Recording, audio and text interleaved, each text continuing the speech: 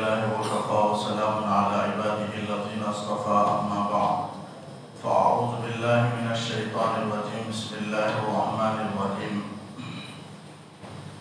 نحن نقص عليك نبأهم بالحق إنهم فتية آمنوا بربهم وزدناهم هدى بزرگان محترم پردہ نشین خواتین، سورہ کہف کے دوسرے رکوع کی آیت ہے۔ پہلے رکوع کے آغاز میں اللہ تعالیٰ نے اپنی اور اپنے کلام مجید کی تعریف فرمائی، پھر قرآن کریم کے نزول کا مقصد بیان فرمایا، پھر حامل قرآن کی ذمہ داری کیا ہے اللہ نے بیان فرمائی، پھر کائنات کو پیدا کرنے کا کیا مقصد ہے اور اس کائنات کا نتیجہ کیا ہوگا اسے بیان فرمایا، پھر اصحاب کہف کے واقعے کو شروع کرتے ہوئے فرمایا کہ یہ تمہارے نزدیک عجیب واقعات میں سے ہے، اسی لیے تم رسول اللہ صلی اللہ علیہ وسلم سے اس کا سوال کر رہے ہو، ورنہ اللہ کے نزدیک یہ واقعہ کوئی عجیب واقعہ، زیادہ تعجب والا واقعہ اللہ کے نزدیک نہیں، اس سے زیادہ قدرت نما واقعات ہیں جو اور بھی ہیں، لیکن ان کے مقابلے میں یہ واقعہ تم کو عجیب لگتا ہے، حالانکہ یہ معمولی واقعہ ہے، اللہ تعالیٰ کے نزدیک معمولی واقعہ ہے۔ اللہ تعالیٰ یہ اس بات کا اظہار کر کے اصحاب کہف کے واقعے کو اللہ تعالیٰ نے شروع فرمایا، کہا کہ اصحاب کہف اور اصحاب رقیم دو نام کا اللہ نے ذکر فرمایا، ایک ہے کہف اور ایک ہے رقیم۔ اصحاب کہف، اصحاب رقیم، تمام مفسرین کا، تمام محدثین کا اتفاق ہے کہ دونوں ایک ہی ہیں، یعنی وہی وہ نوجوان جو غار کے اندر روپوش ہو گئے تھے، پناہ لے لیے تھے، چھپ گئے تھے ایمان کی حفاظت کے خاطر، وہ مراد ہیں اصحاب کہف سے اور اصحاب رقیم سے، دونوں سے وہی مراد ہے۔ لیکن امام بخاری رحمۃ اللہ علیہ نے اس میں فرق کیا ہے۔ امام بخاری رحمۃ اللہ علیہ نے اصحاب کہف میں وہ نوجوانوں کو بیان کیا اور اصحاب رقیم میں وہ 3 بنی اسرائیل کے نوجوانوں کا واقعہ بیان کیا جو غار کے اندر ایک مرتبہ کہیں جا رہے تھے۔ امام بخاری نے فرمایا اصحاب رقیم سے وہ 3 شخص مراد ہیں، وہ 3 دوست مراد ہیں بنی اسرائیل کے اندر جو جا رہے تھے کسی پہاڑ کی طرف، اچانک زوردار بارش ہوئی، غار کے اندر، پہاڑ کے اندر جو راستہ ہوتا ہے جسے غار کہتے ہیں، اس کے اندر جا کر بارش سے بچنے کے لیے چھپ گئے۔ اب زوردار ہوا کی وجہ سے وہ چٹان ایک لڑکتا ہوا آ کر ان کے غار کے منہ پر گر گیا، جس کی وجہ سے غار کا منہ بند ہو گیا۔ اب یہ تینوں اندر بند رہ گئے، باہر نکلنے کی کوئی صورت ان کے پاس نہیں ہے۔ چنانچہ اللہ تعالیٰ سے تینوں نے دعا کی، ایک نے کہا کہ اپنا اپنا کوئی خاص نیک عمل ہو اس کا واسطہ دے کر کے اللہ سے دعا کریں۔ چنانچہ ہر ایک نے، تینوں میں سے ہر ایک نے دعا کی۔ روایتوں میں آتا ہے مختلف واقعات ہیں، لیکن امام بخاری میں یہ واقعہ 3-4 جگہ انہوں نے ذکر فرمایا ہے اپنی کتاب بخاری میں، صحیح بخاری میں۔ بخاری وہ کتاب جو قرآن مجید کے بعد سب سے صحیح ترین کتاب ہوئے زمین پر، وہ بخاری حدیث کی کتاب ہے، وہ بھی 30 پاروں پر مشتمل ہے۔ جیسے قرآن مجید 30 پاروں پر مشتمل ہے، ویسے حدیث کی کتاب صحاح ستہ میں سب سے پہلے نمبر کا صحیح بخاری ہے، اور قرآن کریم کے بعد سب سے زیادہ صحیح کتاب جس میں کوئی جھوٹ نہ ہو، کوئی خلاف واقع بات نہ ہو، ایسی صاف اور صحیح کتاب اگر روئے زمین پر ہے تو وہ بخاری ہے، صحیح بخاری ہے۔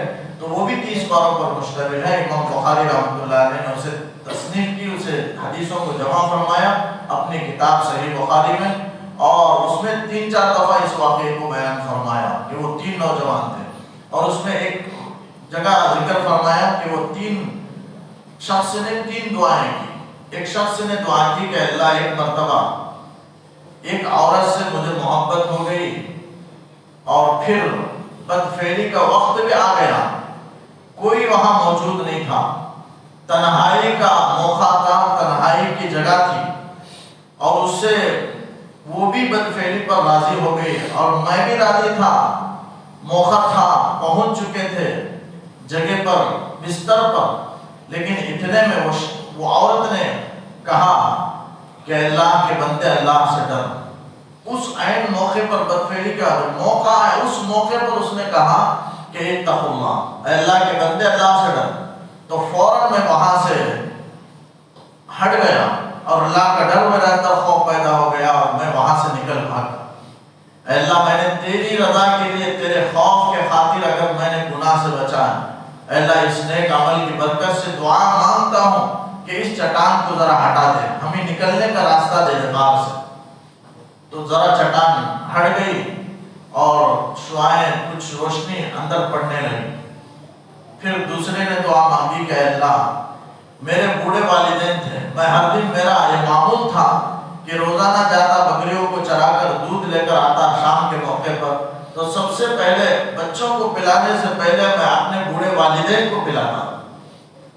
ایک مرتبہ چراتے ہوئے واپسی میں دیر ہو گئی اور میں دودھ لے کر آیا، آ کر دیکھا والدین سو چکے ہیں۔ اب میں دودھ لے کر ان کے جاگنے کے انتظار میں صبح تک کھڑا رہا۔ اے اللہ والدین کے میں نے فرما برداری تیری رضا کے لیے، تیرے حکم کے خاطر کی ہے، تو اس نیک عمل کی برکت سے چٹان کو اور ہٹا دے۔ اللہ نے دعا قبول فرما لی اور چٹان ہٹ گیا، لیکن تینوں نہیں نکل سکتے تھے، اتنا ہٹا کہ بہرحال تھوڑا تھوڑا سر کا ہٹا۔ پھر تیسرے نے دعا مانگی کہ اے اللہ، تیسرے نے اپنے نیک عمل کا واسطہ دیا۔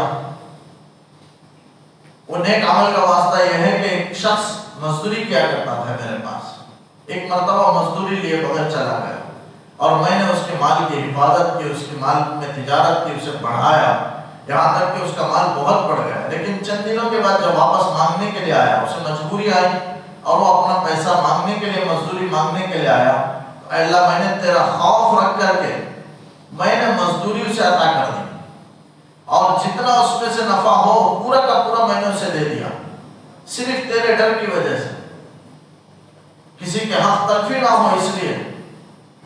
اے اللہ اگر میں نے تیری رضا کے لیے کیا ہے تو اس کو اور ہٹا دے۔ تو وہ چٹان اور ہٹ گیا، تینوں آسانی کے ساتھ باہر نکل گئے۔ تو یہ اصحاب رقیم لکھے ہیں علماء نے، وہ امام بخاری رحمۃ اللہ علیہ نے اصحاب رقیم سے یہ تین شخص مراد لیے ہیں، اور اصحاب کہف کا واقعہ الگ ہے، وہ 7 نوجوان جو ایمان بچانے کے لیے، اور اصحاب رقیم سے مراد بھی بخاری میں امام بخاری جو 3 شخصوں کا واقعہ بیان کیا ہے وہ مراد ہے، امام بخاری نے اصحاب رقیم سے ان 3 شخصوں کو مراد لیا ہے جو بنی اسرائیل تھے۔ حدیث میں آتا ہے کوئی آدمی کسی آدمی کو مزدوری پر رکھے، حدیث میں آتا ہے ثلاثۃ، 3 شخص ہیں، انا خصمہم یوم القیامہ، میں قیامت کے دن ان سے جھگڑا کروں گا۔ اللہ تعالیٰ کہتا ہے رجل اعطی بی ثم غدر، وہ شخص جس نے مجھ سے وعدہ کیا پھر مجھے دھوکہ دے دیا، مجھے رب ماننے کا وعدہ کیا، میری اطاعت کا مجھ سے وعدہ کیا اور دنیا میں جانے کے بعد اس وعدے کو بھلا دیا اور میری نافرمانی کی اور میرے ساتھ شریک ٹھہرایا۔ اللہ تعالیٰ ایسے شخص سے قیامت کے دن جھگڑا کریں گے، اور قیامت میں جس سے اللہ جھگڑا کرے اس کا انجام تو بہت ہی خطرناک اور برا ہوگا۔ تو فرمایا پہلا شخص وہ ہے انا خصم یوم القیامہ رجل اعطی بی ثم غدر، دوسرا وہ آدمی ورجل باع حرا فاکل ثمنہ، دوسرا وہ شخص جو آزاد کو بیچا اور اس کی قیمت کو کھا لیا۔ اس زمانے میں غلام باندیاں بکتے تھے، عورتوں میں باندیاں ہوتی تھی، لڑکوں میں وہ غلام کہلاتے تھے جو بازاروں میں بکتے تھے اور آزاد بھی ہوتے تھے، اور جو جنگ میں قید کر کے جو بھی لا لیے جاتے وہ سب غلام اور باندیاں شمار کیے جاتے، اور وہ بکتے بکتے ایک دوسرے کے ہاتھ میں وہ خرید و فروخت، جیسے ہم آج چیزوں کی خرید و فروخت کرتے ہیں اس زمانے میں انسانوں کی بھی خرید و فروخت ہوتی تھی، اسی کو ہم غلام باندیاں کہتے ہیں۔ لیکن اب وہ جائز نہیں ہے، اب وہ سلسلہ بھی ختم ہو گیا۔ رسول اللہ صلی اللہ علیہ وسلم کے زمانے میں تک وہ واقعہ تھا، اور آپ صلی اللہ علیہ وسلم نے آزادی کے پہلو کو ترجیح دیتے ہوئے آزادی کے فضائل بیان فرمائے، اسی لیے کیونکہ ہر انسان اصلاً آزاد ہے، کوئی غلام نہیں ہے، اللہ نے آزاد بنایا ہے اور اسے آزاد رہنا چاہیے، اس لیے رسول اللہ صلی اللہ علیہ وسلم نے آزاد کرنے کی فضیلتیں بیان فرمائی۔ تو لوگ سن کر کے حضرت ابوبکر صدیق رضی اللہ عنہ نے کئی غلام آزاد کیے ہیں. تو اس طرح آزادی کا سلسلہ ختم ہو گیا. غلام تھے، آزاد ہوتے ہوتے ہوتے وہ غلام کا بندی کا سلسلہ ختم ہو گیا. اب وہ سلسلہ نہیں ہے. اب اگر کہیں مومن اور کافر کے درمیان اگر جنگ ہو، پھر ان کے کافروں کے مردوں اور عورتوں کو قید کر لیا جائے تو پھر وہاں سے غلام بندیوں کا سلسلہ شروع ہوگا. ورنہ کون غلام بندیوں کو پالے گا؟ وہ تو ان سے گرفتار کر کے جنگ میں پکڑ کر کے لائے ہیں اور کوئی پالنے کے لیے تیار نہیں. اس لیے غلام بندی کی شکل میں اسے رکھ لیا جاتا تھا، بیچ دیا جاتا تھا. تو غلام بندیوں کا سلسلہ پھر شروع ہو سکتا ہے اگر کہیں ہو، لیکن اب تک نہیں ہے. اب بند ہے. اب تو سلسلہ حرام بھی ہے، جائز نہیں ہے. اس زمانے میں جائز تھا. آپ صلی اللہ علیہ وسلم نے فرمایا کوئی آزاد کو جا کر غلام کر کے بیچ دے اور اس کی قیمت کو کھا لے تو کل قیامت کے دن اللہ تعالیٰ اسے جھگڑا کریں گے. اور تیسرا شخص ہے وَرَجُلٌ اسْتَأْجَرَ أَجِيرًا فَاسْتَوْفَى مِنْهُ، کوئی آدمی کسی مزدور کو مزدوری پر رکھا، فَاسْتَوْفَى مِنْهُ، پورا کام اس سے لے لیا، وَلَمْ يُؤْتِ أَجْرَهُ، اس کے اجر کو نہیں دیا. اللہ تعالیٰ کل قیامت کے دن ایسے شخص سے بھی جھگڑا فرمائیں گے اور وہاں اس کا بدلہ اللہ تعالیٰ بہت بہتر اسے دلوائیں گے. آدمی کے اعمال کو دینا ہوگا، ورنہ آدمی کے جو صاحب حق ہے اس کے گناہ اٹھا کر اس کے اوپر ڈال دیے جائیں گے. بہرحال جیسے میں نے کہا، ایک کہاں کا اگر مار لے، ایک درہم کا 6واں حصہ مار لے، ایک درہم ہے اس کے 6 حصوں میں سے ایک حصہ کچھ پاؤں سے بھی کم ہوتا ہے. پاؤں تو 14 حصہ ہوتا ہے، پاؤں سے بھی کم اگر رکھ لے دنیا کے اندر دوسرے کے حق کو، کل قیامت کے دن اس کا بدلہ 700 مقبول نمازیں دینا ہوگا. اس ایک درہم کے 6 کے بدلے میں دنیا میں پڑھی ہوئی 700 وہ بھی قبول کی ہوئی نمازیں، مقبول نمازیں دینا ہوگا. آج ہزاروں لاکھوں کروڑوں کی تعداد میں لوگ دوسروں کے مال کو ہڑپ کر لیتے ہیں، غصب کر لیتے ہیں، اپنے پاس رکھ لیتے ہیں. حق تلفیاں، حقوق العباد میں کوتاہیاں، اپنے بھائی بہنوں کے حق میں کمی کوتاہیاں کر لیتے ہیں. ان سب کا بدلہ ضرور دینا ہے. وہ کیسے اپنے اعمال سے دے سکیں گے؟ اللہ تعالیٰ سب کی حفاظت فرمائے، دوسرے کی حق تلفی سے سب کی حفاظت فرمائے. تو اللہ تعالیٰ نے اصحاب رقیم کو بھی بیان فرمایا، اصحاب کہف کو بھی بیان فرمایا. امام بخاری نے علاحدہ شمار فرمایا. اور اصحاب کہف نے دعا کی تھی، دعا کر کے غار میں پناہ لی. پہلے ہجرت کی، وہاں سے بھاگ نکلے اس شہر سے اور اللہ تعالیٰ سے توکل کر کے دعا مانگنے لگے. تو ایسا ہی ہے جہاں آدمی کو شریعت کے احکامات پر عمل نہ ہو سکتا ہو، پہلے اسے چاہیے کہ اس مقام کو چھوڑ دے، دوسری جگہ چلا جائے، پھر اللہ تعالیٰ سے مدد مانگے. جیسے انہوں نے اصحاب کہف نے مدد مانگی، ربنا آتنا من لدنک رحمہ، اے اللہ اپنی طرف سے خاص مہربانی عطا فرما اور ہماری حفاظت فرما، ہمارے دین کی حفاظت فرما، ہمارے دین پر استقامت نصیب فرما. اس لیے کہ دشمن ہمارے جان کے پیچھے ہاتھ دھو کر کے پڑے ہوئے ہیں. ہمیں اپنی جان کی فکر نہیں ہے، ہمیں اپنے ایمان کی فکر ہے. لہذا ہماری ایمان میں استقامت نصیب فرما. تیری توفیق کے بغیر کوئی دین پر قائم نہیں رہ سکتا اور استقامت کسی کو تیری مدد کے بغیر نہیں ہو سکتی. اے اللہ تو ہماری مدد فرما، نصرت فرما، ہمارے اس کام میں تو آسانی اور سہولت پیدا فرما، چھٹکارے کی صورت پیدا فرما.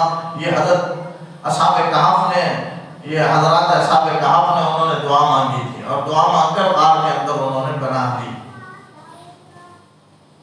نحن نقص علیک نبأهم بالحق، انہوں نے دعا مانگی اپنے ایمان کی حفاظت کے لیے. ایسے ہی ہمیشہ ہر ایک کو ایمان کی فکر ضروری ہے اور اس کے لیے دعا ضروری ہے. آدمی دعا کرتا رہے، اس لیے کہ ایمان کے سلسلے میں آدمی دعا کرتا ہے تو اللہ تعالیٰ اس کی دعا کو قبول کر لیتے ہیں. تو ایمان کے سلسلے میں کہ اللہ میری ایمان کی حفاظت فرما، یہ آدمی دعا کرے. موت تک اور حشر تک اور آخرت تک میری ایمان کی حفاظت فرما. وہاں میں آخرت میں میدان محشر میں ایمان کو لے کر پہنچو، اعمال کو لے کر پہنچو، ایسی توفیق مجھے عطا فرما. ایمان کی حفاظت لے کر آدمی حدیث میں آتا ہے پوری زندگی نیک عمل کرتا ہے، مومن رہتا ہے، مسلمان رہتا ہے، ابھی جنت کے لیے کچھ ہاتھ باقی رہتے ہیں جانے کے لیے، 10 ہاتھ باقی رہتا ہے، لیکن آدمی کفر کی طرف چل پڑتا ہے اور جہنم میں جا پہنچتا ہے. حدیث میں آتا ہے اور پوری زندگی کفر پر رہتا ہے، کچھ فاصلہ رہ جاتا ہے جہنم کے لیے، لیکن اس کا رخ مڑ جاتا ہے اور جنت کی طرف وہ چل جاتا ہے، ایسے عمل کو انجام دیتا ہے جس کی وجہ سے اس کے لیے جنت کا فیصلہ کر دیا جاتا ہے۔ اس لیے آدمی کو اپنے عمل پر غرور و تکبر نہیں ہونا چاہیے، بلکہ اللہ سے دعا کرتی رہنی چاہیے، چاہے کتنے ہی بڑے بڑے اعمال کرے، ساتھ ساتھ قبولیت کی بھی دعا کرے اور ایمان کی حفاظت کی بھی دعا کرے کہ اللہ میرے ایمان کی حفاظت فرما۔ بہت بڑی دولت ہے ایمان کی حفاظت کی، اس کی فکر، اس لیے کہ ایمان ایک ایسی بڑی دولت ہے کہ اس کے بغیر آدمی عمل کرے تو عمل قبول نہیں ہو سکتا، ایمان کے بغیر عمل قبول نہیں، اور ایمان ہی کی وجہ سے اللہ دنیا کے نظام کو چلا رہا ہے، ورنہ اللہ کو دنیا کے نظام کو چلانے کی ضرورت نہیں، ایک بھی کوئی اللہ کہنے والا نہیں رہے گا، اللہ تعالیٰ پوری زمین کو فنا کر دے، پوری دنیا کو تباہ و برباد کر دیں گے، قیامت لائے گی جب کوئی اللہ کہنے والا نہیں رہے گا۔ تو ایک ایمان والے کی اتنی اہمیت ہے کہ اس کی وجہ سے اللہ دنیا کے نظام کو چلا رہے ہیں، اور ایمان اتنی بڑی دولت ہے، اس کے بغیر آدمی جنت میں پہنچ ہی نہیں سکتا، جا نہیں سکتا، جنت میں جانے کے لیے ایمان شرط ہے، تو ایسی بڑی دولت ہے، اس لیے اپنے ایمان کی فکر کرتے رہنا چاہیے، لیکن اور دین پر، اللہ پر، دین کے معاملے میں اللہ پر توکل بھی رکھے، جیسے اصحاب کہف اللہ پر توکل کر کے وہاں سے نکل پڑے اور غار میں جا کر پناہ لیے، ویسے اللہ پر توکل رکھے، توکل کرنے والے مرد بھی تھے، عورتیں بھی تھی، چونکہ عورتیں بھی ہیں ان کے لیے بھی کہنا ہے، ساری باتیں عورتیں کے لیے بھی ہیں، لیکن بطور خاص چونکہ وہ بھی سن رہی ہیں، دین پر استقامت، اللہ پر توکل، یہ اللہ والی عورتیں جو اس سے پہلے گزری ہیں ولیہ، اللہ پر ان کا بڑا توکل رہا ہے، جیسے بی بی حاجرہ رضی حضرت اسماعیل علیہ السلام کی زوجہ مطہرہ حضرت بی بی حاجرہ رضی اللہ عنہا، حضرت ابراہیم علیہ السلام جا کر وادی غیر ذی زرع میں، مکہ اس وقت ویران چٹیل میدان تھا، کوئی پانی کا نام و نشان نہیں، کوئی درخت نہیں، بے آب و گیاہ، جنگل میں جا کر کے چھوڑ کر کے آئے، بیوی پوچھ رہی ہے کیا کیوں چھوڑ کر جا رہے ہو؟ 2 دفعہ پوچھی، تیسری دفعہ پوچھنے لگی کیا اللہ کا حکم ہے؟ تو حضرت ابراہیم نے فرمایا ہاں اللہ کا حکم ہے، تو حضرت حاجرہ دل میں خیال کرنے لگی کہ اگر اللہ کا حکم ہے تو پھر اللہ پر میرا بھروسہ ہے، اللہ تعالیٰ میری حفاظت کرے گا، آپ جائیں۔ چنانچہ اس کے بعد اللہ پر توکل کے نتیجے میں بی بی حاجرہ کا اللہ تعالیٰ نے ایسا، وہاں تو پانی ناممکن ہے لیکن اللہ نے پانی کا ایسا انتظام فرمایا، صرف پانی نہیں، ایسا پانی اللہ نے دیا جس سے ساری دنیا آج سیراب ہو رہی ہے، یعنی زمزم کا پانی آدمی ہر گھر کے اندر بیٹھ کر کے اس پانی کو پیتا ہے، اللہ نے ایسا اس پانی کو عام فرمایا، یہ ان کے توکل کی برکت ہے، اللہ پر بھروسہ اور یقین کامل کی برکت ہے کہ اللہ نے ان کے لیے پانی کا انتظام فرمایا، یہ ان کی حضرت حاجرہ کی بطور خاص برکت ہے کہ وہاں والوں کے لیے پانی کا انتظام، اور اس کی وجہ اس پر وہ متبرک پانی تمام روئے زمین والے اس میں پیتے ہیں، اور کتنے لاکھوں حجاج کرام، 40-50 لاکھ کا مجمع وہ حاجیوں کا آتا ہے، خوب سیراب ہو کر کے پیتا ہے، پھر اپنے ساتھ لے کر بھی جاتے ہیں، زمانے سے صدیوں سے وہ چل رہا ہے، لیکن آج تک اس پانی کے اندر کمی نہیں آئی، اور روئے زمین میں سب سے بہترین پانی آپ نے فرمایا خیر ماء علی وجہ الارض ماء زمزم، روئے زمین پر سب سے بہترین پانی اگر کوئی ہے تو ماء زمزم، لما شرب له ماء زمزم، جس مقصد کے لیے پیا جائے وہ مقصد اس سے پورا ہوتا ہے، بھوک کے لیے پیے بھوک اس سے مٹ جائے گی، پیاس بجھانے کے لیے پیاس ٹوٹ جائے گی، بیماری سے شفا کے لیے پیے اللہ شفا عطا فرمائیں گے، میدان محشر میں پیاس سے بچنے کے لیے آدمی پیے، اللہ تعالیٰ کل قیامت کی پیاس سے اللہ اس کی حفاظت فرمائیں گے، جس غرض سے آدمی پیے اللہ تعالیٰ وہ غرض اس سے پورا فرماتے ہیں، یہ بی بی حاجرہ کے توکل کی برکت ہے کہ متبرک پانی اللہ نے انہیں مقدر فرمایا۔ ایسی کتنی عورتیں، کتنے مرد ہیں جو اللہ پر توکل رکھے، اللہ تعالیٰ نے ان کے لیے انتظامات فرمائے، اصحاب کہف نے توکل رکھا، اللہ نے ان کی حفاظت کا سامان کیا، بی بی حاجرہ نے اللہ پر توکل کیا، اللہ نے ان کے لیے انتظام فرمایا، اور دین میں جو بھی استقامت رہے اللہ ان کے لیے بھی حفاظت کا انتظام فرمائیں گے، دین میں اصحاب کہف میں کیسے دین کی حفاظت کے لیے وہ نکلے تھے، کیسا ان کے دین پر استقامت اللہ نے ان کو نصیب فرمائی تھی، ایسا استقامت ہونا چاہیے۔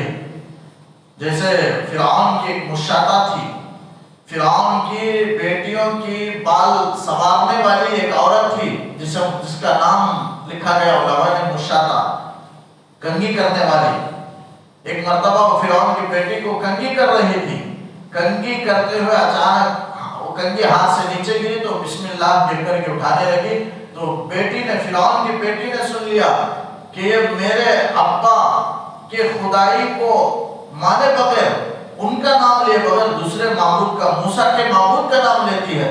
جا کر کے فرعون کو اس کی بیٹی نے مطلع کر دی۔ فرعون نے کہا کہ میں اس کی خبر لیتا ہوں، چنانچہ دربار میں مشاطہ کو بلایا اور کہا کہ مجھے رب مانتی ہے یا موسیٰ کے معبود کو رب مانتی ہے؟ اس نے کہا کہ میں رب موسیٰ پر ایمان لائی ہوں، میں اس خدا پروردگار پر جو وحدہ لا شریک ہے اس پر میں ایمان لائی۔ فرعون سے وہ ٹکراتی ہیں، فرعون کے ظلم سے وہ ٹکراتی ہیں اور کہتی ہیں کہ میں تیرے ظلم سے نہیں ڈرتی۔ اس نے قتل کی دھمکی دی، چنانچہ درباریوں کو کہا کہ اسے لٹا دیا جائے اور اس کے ہاتھ میں کیل ٹھوک دی جائے، دونوں ہاتھ دونوں پیر میں میخیں، جو بڑے بڑے میخ جسے کیل کہتے ہیں، وہ ٹھوک دی گئی۔ اب تکلیف کے مارے وہ رو رہی تھی۔ پھر اس کے بعد وزیر نے کہا کہ اے بادشاہ جہاں بنا، یہ عورت اگر تمہاری بات ماننا ہے تو اس سے بہتر ایک صورت ہے کہ اس کی بچی، دودھ پیتی بچی ہے، لا کر اس کے سینے پر اس رکھ کر قتل کر دیا جائے۔ چنانچہ بچی کو لا کر رکھا گیا، بچی آتی ہی ماں سے چمٹ گئی، دودھ پینے لگی۔ اب فرعون نے کہا کہ میری خدائی کو مان لے ورنہ تیرے سینے پر تیری بچی کو ذبح کر دوں گا۔ تو مشاطہ نے کہا تو فخذ ما انت خاص، تو جو کرنا ہے وہ کر لے، میں ایمان کا سودا نہیں کرتی، میں ایمان اللہ سے دعا کرتی ہوں کہ یہ ایمان میرے ہاتھ سے چھوٹ نہ جائے۔ اس موقع پر اس نے دعا کی اے اللہ میری ایمان کی حفاظت فرما، اور فرعون سے کہنے لگی کہ اگر تو میرے بچے کو، میری بچی کو میرے سینے پر ذبح کر دے اور اس کے خون سے میرا سینہ لت پت بھی ہو جائے تب بھی میں تیری خدائی کو نہیں مانوں گی اور اللہ پر ایمان کو نہیں چھوڑوں گی۔ چنانچہ فوراً اس کے سینے پر اس کے بچی کو ذبح کر دیا جاتا ہے اور خون سے سینہ لت پت ہوتا ہے۔ ماں کے دل پر کیا گزری ہوئی ہوگی، ماں کی مامتا جانتی ہے۔ ذبح کر دیا گیا، لیکن اس کے بعد اسے دھمکی دی گئی کہ تجھے قتل کر دیا جائے گا، لیکن وہ دھمکی سے نہیں ڈری، مقابلہ کی اور کہنے لگی کہ میں تیری خدائی کو نہیں مانتی، تیرے علاوہ تو جھوٹا خدا تو موسیٰ کا پروردگار ہے جو آسمان و زمین کا پروردگار ہے، میں اسی پر ایمان لاتی ہوں۔ بالآخر اسے بھی قتل کر دیا جاتا ہے، ذبح کر دیا جاتا ہے۔ اس طرح انہوں نے جان کا سودا کر لیا، اپنی ایمان کا سودا نہیں کی۔ لیکن آج کتنی لڑکیاں ہیں جو غیروں کی محبت میں غیروں کے حوالے ہو گئے، اپنے ایمان کا سودا کر دی۔ لیکن اس کی وجہ یہی معلوم ہوتا ہے کہ مرد حضرات، اس میں مرد ملوث نے، اللہ کا فضل ہے الحمدللہ، اتنے زیادہ مردوں کی تعداد نہیں جتنی عورتوں کی تعداد ہے، بلکہ مرد تو نظر نہیں آتے اپنے دین سے پھرتے ہوئے، لیکن عورتیں بہت کثرت کے ساتھ ایسے ہزاروں لاکھوں کی تعداد میں ہیں جو دین سے پھر جاتی ہیں، غیروں کی محبت کو آگے رکھتے ہوئے اپنے ایمان کا سودا کرتی ہیں۔ ایمان کی قدر و اہمیت نہ جاننے کی وجہ سے ہے، ایمان کی اہمیت ان کے پاس نہیں۔ ہم نے ایمان کی باتیں اپنی بیٹیوں تک نہیں پہنچائی، ایمان و یقین کی باتیں، صحابیات کی باتیں ہم نے ان تک نہیں پہنچائی، اپنی لڑکیوں تک دین کی باتیں، جس کی وجہ سے وہ مرتد ہو رہی ہیں۔ ہر مہینہ ہمارے ملک ہندوستان کے اندر سروے کیا جاتا ہے کتنی لڑکیاں دل برداشت نہیں کرتا، ہزاروں کی تعداد میں ہیں، 25,000 بلکہ لاکھوں کی تعداد تک پہنچ جاتے ہیں۔ یہ سب ماں باپ کی کمزوری اور کوتاہی اور ان کے سامنے دین کی باتیں، ایمان کی باتیں نہ پیش کرنے کا، چونکہ مرد حضرات مسجدوں میں اور دینی اجتماعات میں بیانات سنتے ہیں، دین کی اہمیت ان کے پاس، ان کے سامنے، لیکن عورتوں کے پاس کوئی مواقع نہیں ہونا چاہیے۔ دین کی باتیں ان کے لیے پیش کرنے کے مواقع ان کے سامنے فراہم کرنا چاہیے ان کے لیے، اور ایسے موقع پر اپنی عورتوں کو بھیجے، تفسیر کے موقع پر جہاں اجتماعات ہوں، گھروں میں عورتوں کا جو اجتماع ہوتا ہے وہاں ایسے موقع پر، تاکہ سنتے سنتے ایمان کی اہمیت ان کے دل کے اندر پیدا ہو۔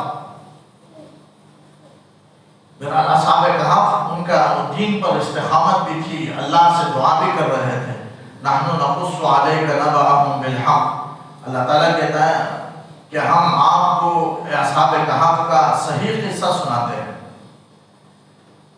بالحق یعنی صحیح قصہ اللہ تعالیٰ نے کیوں کہا؟ اس لیے کہ اصحاب کہف کے جو واقعات ہیں لوگوں کے پاس کئی طریقے سے مشہور ہیں، الگ الگ طریقے سے لوگ پیش کرتے ہیں، لیکن اللہ تعالیٰ کہتا ہے کہ ہم جو بیان کر رہے ہیں یہ صحیح قصہ ہے۔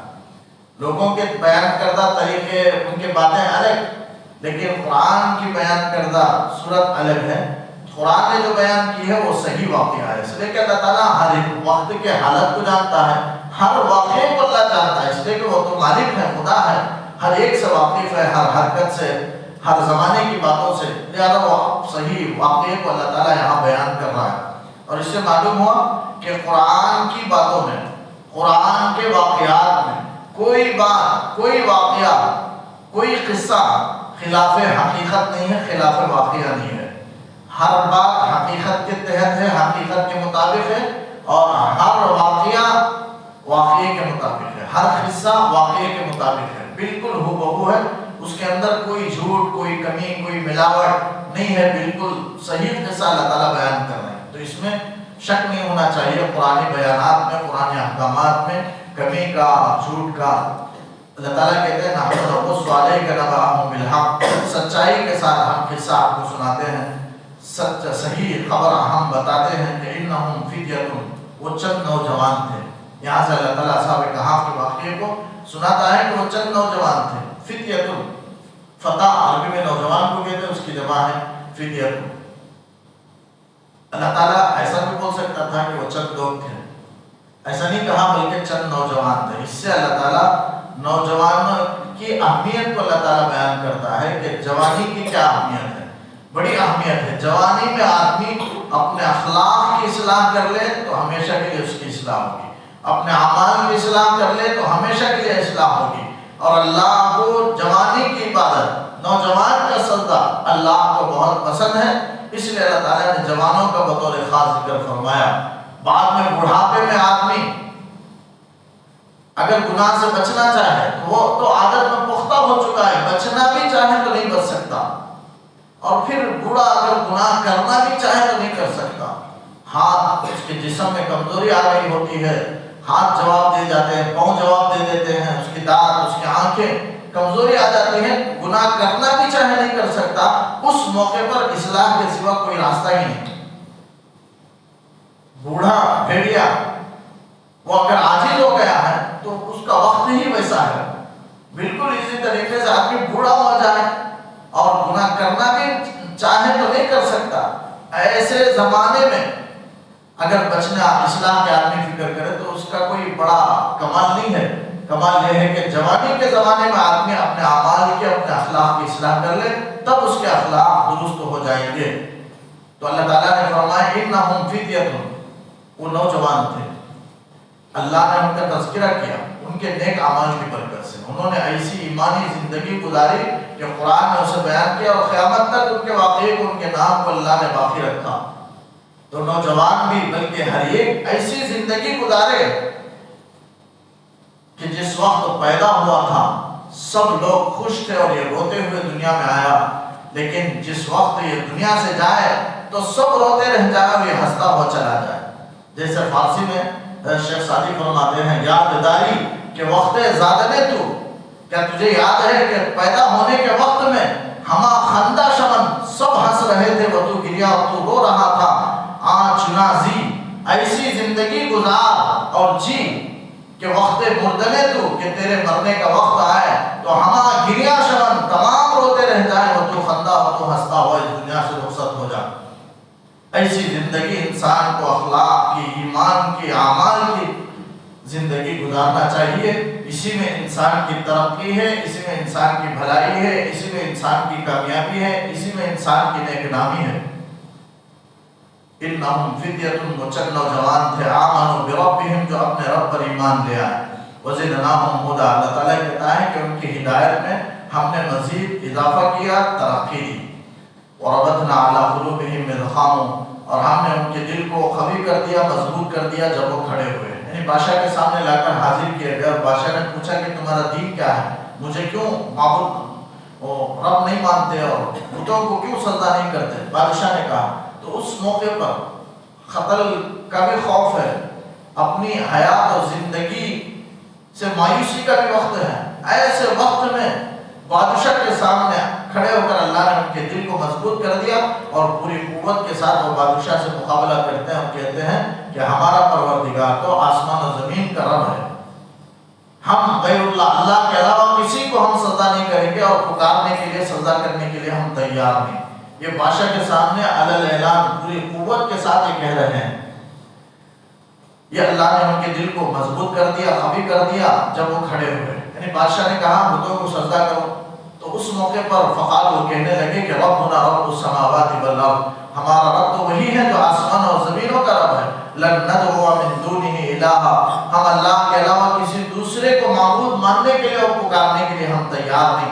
लक़द क़ुलना, अगर हम इस तरह गैरुल्लाह को माबूद पुकारे और गैरुल्लाह के सामने सजदा करें तो इज़न शतता, इस सूरत में हमने गलत हरकत की है।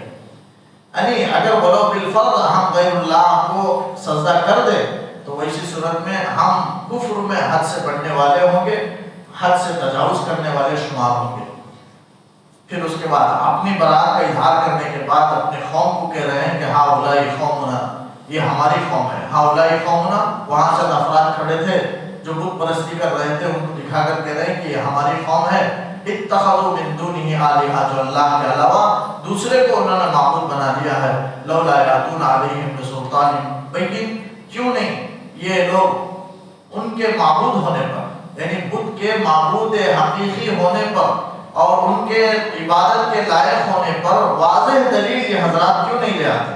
अगर ये वाक़ईतन खुदा है तो उस पर दलील लाना चाहिए, कोई सबूत होना चाहिए। लेकिन उनके खुदा होने पर, माबूद होने पर, इबादत के काबिल और लायक और मुस्तहिक़ होने पर इनके पास कोई वाज़ेह दलील नहीं है, बगैर दलील के उसको खुदा मान रहे हैं। तो उसके बाद कहते हैं फमन अज़लमु मिम्मन इफ्तरा अलल्लाहि कज़िबा, कह रहे हैं सबसे बड़े जालिम हैं। और पूछते हैं सबसे बड़ा जालिम इससे बढ़कर कौन होगा जो अल्लाह पर उसकी तरफ शिरकत की निस्बत करके, शरीक की निस्बत करके अल्लाह पर झूठ को बांधे कि अल्लाह के शरीक हैं, बुत अल्लाह के शरीक हैं। इस तरह कहकर अल्लाह पर झूठ बांधे। पहले तो बहुतान बहुत बड़ा गुनाह है, इन्हें दूसरे पर गलत बात की निस्बत करना कि उसने फलां गलत हरकत की है। अगर वाक़ईतन ना हो तो सबसे बड़ा गुनाह है, उस पर कोड़े लगाए जाएंगे, शरीयत में 80 कोड़े लगाए जाएंगे अगर कोई दूसरे पर बहुतान तोहमत बांधे और उस पर कोई दलील साबित ना हो। लेकिन ये तो अल्लाह पर बहुतान बांधना है, अल्लाह पर बहुतान बांध रहे हैं कि अल्लाह का शरीक मौजूद है, वो बुत है अल्लाह के शरीक। हम बुतों की इबादत इसलिए करते हैं ताकि अल्लाह के पास हमारी सिफारिश कर सकें। तो अल्लाह ताला कहता है ये सबसे बड़े जालिम हैं। जो भी अल्लाह पर बहुतान बांधे उससे बड़ा कौन जालिम होगा, यानी कोई नहीं होगा, यही सबसे बड़े जालिम है।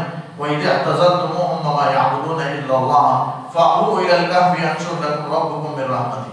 अब अस्हाब कहफ़ में जो 7 नौजवान थे उसमें से एक ने कहा कि जब तुम जुदा हो गए उनके माबूदों से, वमा यअबुदूना इल्लल्लाह, और उनसे जो अल्लाह के अलावा की इबादत करते हैं, यानी बुतों की इबादत करने वालों से और बुतों से जब तुम जुदा हो गए तो फ़अबू इलल कहफ़ि, चलो पनाह लो गार में, गार की तरफ चलो, वहां जाकर भी पनाह लो। इसलिए कि हो सकता है अल्लाह ताला यंशुर लकुम रब्बुकुम मिन रहमतिही, अपनी रहमत अल्लाह ताला तुम पर फैला देगा। व युहय्यि लकुम मिन अम्रिकुम मिरफ़क़ा, और तुम्हारे इस काम में, इस चलने में, इस काम में अल्लाह तुम्हारे लिए आसानी और सहूलत और छुटकारे का रास्ता तुम्हारे लिए मुहैया करेगा। लिहाजा गार की तरफ चलो। एक के मशवरे से सातों मिलकर गार की तरफ चले, जंगल की तरफ जाकर पहाड़ के अंदर जो रास्ता होता है गार, वहां जाकर रूपोश हो गए, वहां जाकर पनाह ले लिए। इसके बाद वो सोचने लगे कि चंद दिनों के बाद देखेंगे और करेंगे कि हमको कैसे निकलना है और कहाँ जाना है।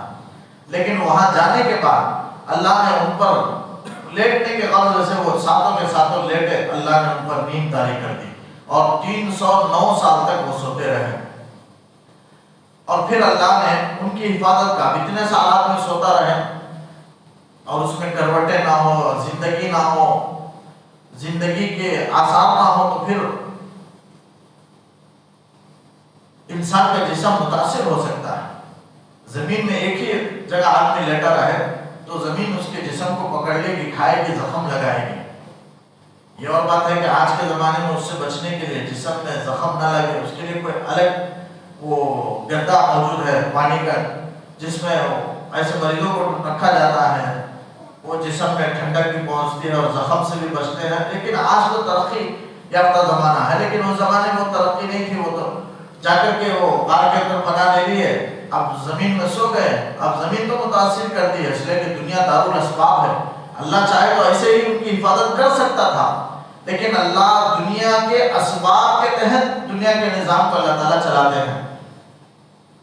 آج بھی اسی لیے حکم ہے کہ آدمی دنیا میں سبب کو اختیار کرے، سبب کو اختیار کرے، بغیر دعا کرتا رہے، کونے میں بیٹھ جائے اور انتظار میں رہے من و سلوہ اترے گا آسمان سے، نہیں اتر سکتا ہے۔ دنیا دارالاسباب ہے، آدمی سبب کے تحت دعا کرے اور اس کے سلسلے میں کوشش میں لگے، تبھی وہ چیز ملے گی۔ آدمی صرف دعا کرتا رہے اور کوشش نہ کرے تو پھر وہ کامیاب نہیں ہو سکتا، اس لیے کہ دنیا دارالاسباب ہے۔ تو سبب کے تحت یہاں اللہ کام کر رہے ہیں، یہاں اللہ تعالیٰ ان کو کروٹیں بھی دے رہے ہیں، 6 مہینے میں ایک مرتبہ کروٹ، اللہ ان کو کروٹ کراتا تھا، اور سورج کی گرمی سے اللہ بچاتا تھا۔